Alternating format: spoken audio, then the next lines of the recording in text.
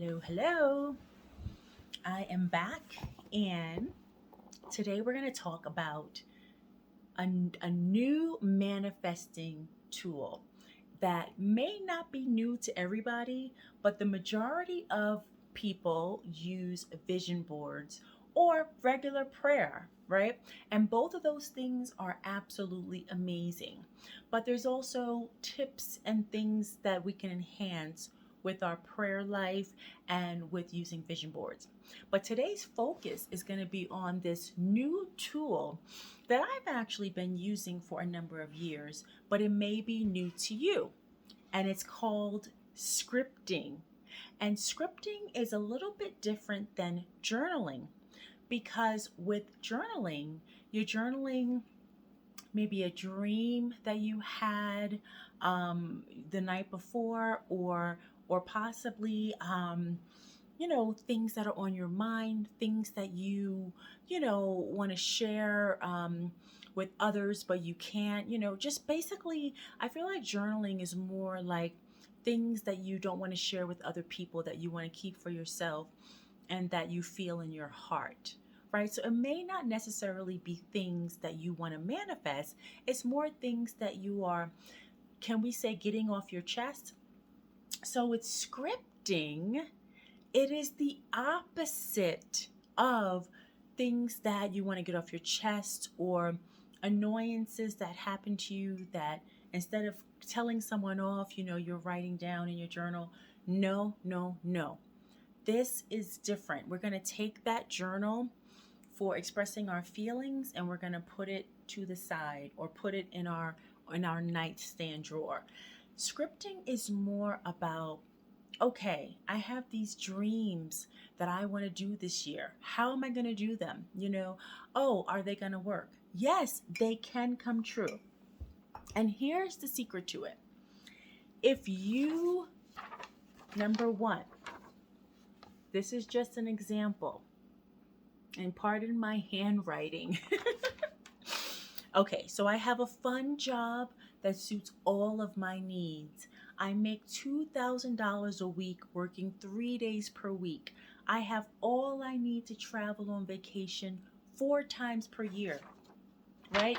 And I would say don't write too many things that you want to do. Let's start with just a few things. Some people take one thing and they focus on that for a day or for a week, right? Um, you can focus on three things. I have three things here, and I basically wrote them out 3 times.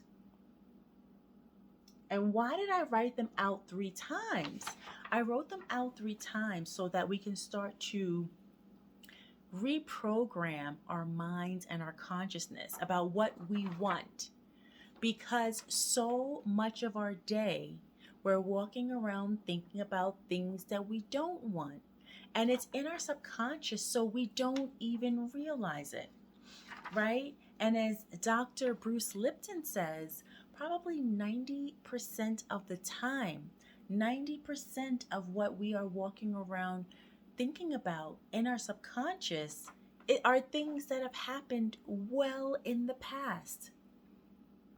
So, this is a tool, just like prayer, just like vision boards, if you use them properly, that can help you to be more conscious of what you are manifesting. So, yeah. So basically, what do you desire?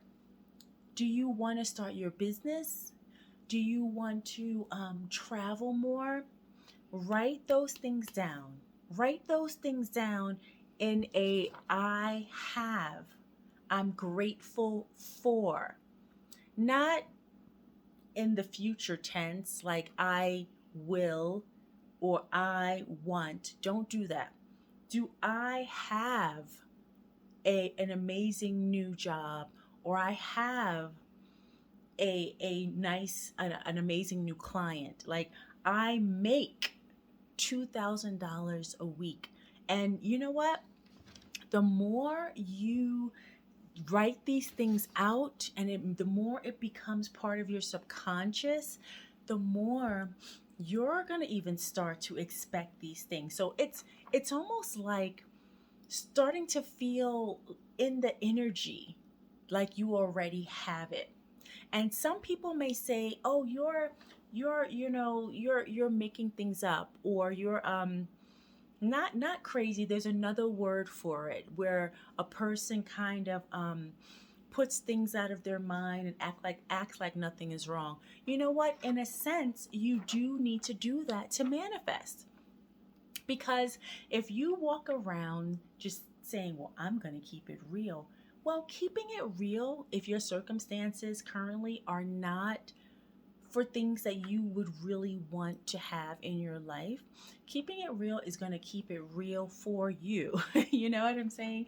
So, we're going to keep it real, but we're going to also, in our own time, we're not going to walk around saying if you feel ill, you're not going to walk around telling everybody all of your real things. Because here's why: they get off the phone with you and they have that in their mind of how you're feeling or what you're going through. And now that energy is going. And however many people you tell, they all have this in their mind about you, while you are sitting there focusing on the positive of what you want to manifest. So I'm not telling you to lie to people, but maybe share it in a different way than just blurting it all out if you're having a not so great day. Right? And there's different ways that you can word things where you don't feel like you're lying to people. But just let's give an example. If a person is not feeling their best that day, a friend of mine says it's coming along, and that's code word for her. When she says it's coming along, I know to send her love while she's at work. you know and there's different, it's coming along, it's getting better. I guess keeping it more positive, and this is not going to resonate with everybody, because some people just want to keep it real, and I totally understand that, and this may not be the technique or video for you, but I'm going to give you some examples. So I forget what year it is, but I had a really interesting experience. This is when my life started to kind of unravel. And before I even learned Reiki or was a Reiki master or anything like that. And I was in human resources, and I was told by my boss that over lunch that they were knocking down our office wall, and they were going to connect it to the other executives, called Executive Row in the company. And I loved my office, and my boss's office was through my office. And not only did I assist the vice president of human resources, but I was also a recruiter. I helped with hiring and firing and onboarding and doing workshops and stuff like that. I really love this job. This is probably the only job outside of working for myself that I ever really loved, right? Anyways, he tells me that he knew for 3 months, and he tells me in 2 weeks they're going to do all this, and a new vice president is going to take over. And I felt absolutely like, OMG.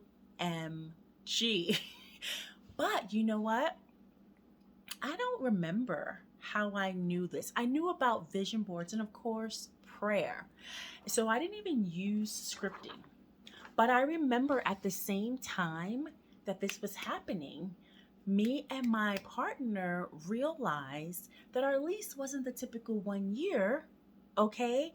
When we ended up looking at it, it was for like 10 months. And it's like, oh my God, how did we not see this? How did they not go over this with us? So I believe this all happened, I want to say September, October. Our lease was till November 31st, okay? During the holidays. I took a pizza box top. This is how much you do not have to spend money on any new tools, okay, if you do not have it to spend. I took a pizza box top before we started to dig into the pizza because I was the pizza queen, and I put it aside, and then I cut out some pictures from magazines that I had because I used to like to keep kind of magazines for guests on my table. And then I also printed out some things online, like in a Word document, just kind of copy and paste the photos you want, the little square images, and you can print and cut them out later. And I put certain things on this board, not even in any type of order, just so I can have a point of focus. And my partner thought I was crazy.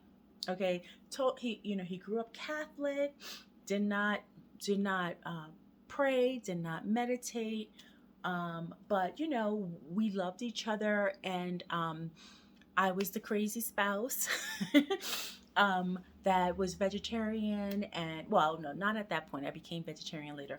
But I was the spouse that was always meditating and praying and trying different things and going to retreats. Anyways, I put these pictures together on a little board. It was probably close to the size of this paper, the pizza box, okay? And as time went on, now meanwhile, this is like mid-September, October, we have to November. I'm getting everything together, plus working 40 hours a week. It came down to people saying, oh, people are going on vacation because of the holidays and things like that. I stayed so focused on this image of the house I wanted and the time frame that I needed that it got to be where it was just a part of my everyday, knowing that I needed this home, knowing that I was doing this. I felt alone, like, so knowing that I was doing this and intending all of this stuff on my own, everything I needed, everything I had, and I just kind of pushed forward, almost like a bull in a candy shop, like just kind of push forward, and not in a horrible way to others, but just knowing ABCD, like this needed to be done, this needed to be done, and this needed to be done. And once I got that within myself, that energy started to conspire, right? I picture that little dust devil or dirt devil, it's called in the Southwest. It starts to whirl up in the field, in the vineyard. Um, that energy starts to just go, and everything starts to conspire to start helping you with what you want. And guess what? Guess what? After being told it couldn't happen because the lawyer's assistant was going on vacation and, different things like that, we ended up closing on our house. Found the house, I want to say the end of October, beginning of November. We closed on the house in 3 weeks, the day before Thanksgiving Eve. Okay? And so it can be done. I had never owned a home, and truth be told, the only other person that owned a home in my family is an aunt, maybe a couple of aunts, and my father, okay, who I was not necessarily raised with completely. He was in and out. So it was like I did this for the first time in my immediate family. As the youngest child, I manifested this home. And yes, people were surprised, like, what the, like, how did you do this? And I'm here to tell you, it's not a secret. It's not a secret. And you don't have to take someone else's energy to do this either. You literally can create your own energy and momentum and excitement to do it for yourself with your own connection to God energy, to Source Creator, and to the beings of light that He's also created. Angels help you too. Angels, archangels, ascended masters. And let's not forget our ancestors. Our ancestors are watching and rooting for us too, waiting to be acknowledged. You can do this. The number one thing I would recommend is to not focus on others. What others are doing, what they're up to, where they are on their ladder. You know why? They have different lessons in this lifetime than you. Different lessons, different experiences, different trauma. Heck, they may even have had less than you, but they've done enough in other lives or this life to where they broke through. They broke through that barrier or that ceiling before you, right? So you can't even focus on what other people are doing. If you are going to look at other people, maybe use it as an inspiration, right? I see other people, my peers, that have things that I don't have, and I'm like, I am so happy for them. And if they're able to do that, then I'm certainly able to do it, you know?